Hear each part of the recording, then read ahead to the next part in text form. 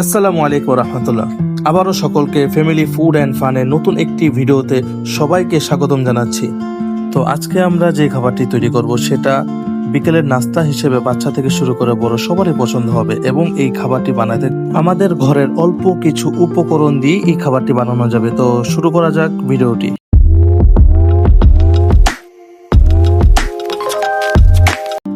তো তার জন্য আমাদের সর্বপ্রথম সলিড 2 পিস মুরগির মাংস দরকার এবং তার সাথে 2 পিস আলুর দরকার। তারপর এই দুইটা জিনিস আমরা সিদ্ধতে দিয়ে দিব। কিভাবে দেবো এটা দেখাচ্ছি আপনাদের। তো তার জন্য চুলাতে পানি সহ একটি হাঁড়ি বসিয়ে দিব। তারপর পরিমাণ মতো হলুদ দিয়ে দিব। তারপর মাংস সিদ্ধতে পরিমাণ মতো একটু লবণ দিয়ে দিব।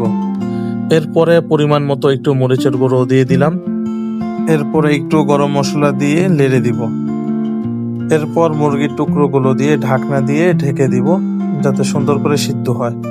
এরপর 5 থেকে 7 মিনিট পর ঢাকনাটি সরিয়ে একটি কাঁটা চামচ দিয়ে আমরা মাংসটি চেক করে দেখবো আমাদের মাংস কি পরিমাণ সিদ্ধ হয়েছে। আমাদের মাংস সিদ্ধ হয়ে গিয়েছে, তো এই জন্য আমরা একটি পাত্রে তুলে নিচ্ছি। এরপরে মাংসের টুকরোগুলো ঠান্ডা হয়ে গেলে আমরা হাত দিয়ে সুন্দর করে ঝোড়া ঝোড়া করে নিব। আমার মাংসের টুকরোগুলো ঝোড়া করা শেষ। এরপরে যে 2টি আলু নিয়েছিলাম সেগুলো সিদ্ধ করে ভেঙে নিয়েছি। এরপরে পরিমাণ মতো পেঁয়াজ, কাঁচামরিচ দিব। আমি একটু ঝাল পছন্দ করি সেজন্য একটু মরিচটা বেশি দিয়েছি। তারপর ধনিয়া পাতা দিলাম। এরপরে স্বাদ মতো একটু লবণ দিয়ে দিব। তারপর আমি যেহেতু একটু ঝাল পছন্দ করি সেজন্য একটু শুকনো মরিচের গুঁড়ো দিয়ে দিলাম। এরপরে সাদা গোলমরিচের হালকা একটু মরিচের গুঁড়ো দিয়ে দেবো, সাদা গোলমরিচের। তো মাখানোর সময় আমার প্লেট একটু ছোট হয়ে যায় সেজন্য আমি প্লেটটা চেঞ্জ করে ফেলি। আপনারা দেখতেই পারতেছেন। এরপরে সবগুলো মিশ্রণ আমি ভালো করে মিক্স করে নিয়েছি। আপনারাও মিক্স করে নেবেন ভালোভাবে। তো আপনারা দেখতেই পারতেছেন আমি ডোটা খুব সুন্দর করে মাখিয়ে নিয়েছি। এখন এই ডোগুলো সুন্দর করে গোল গোল করে আমি একটি পাত্রে রাখছি এবং আমার ডোগুলো বানানো কমপ্লিট। এরপরে একটি বাটিতে আমি একটি ডিম ভেঙে ভালো করে ফেটিয়ে নিব।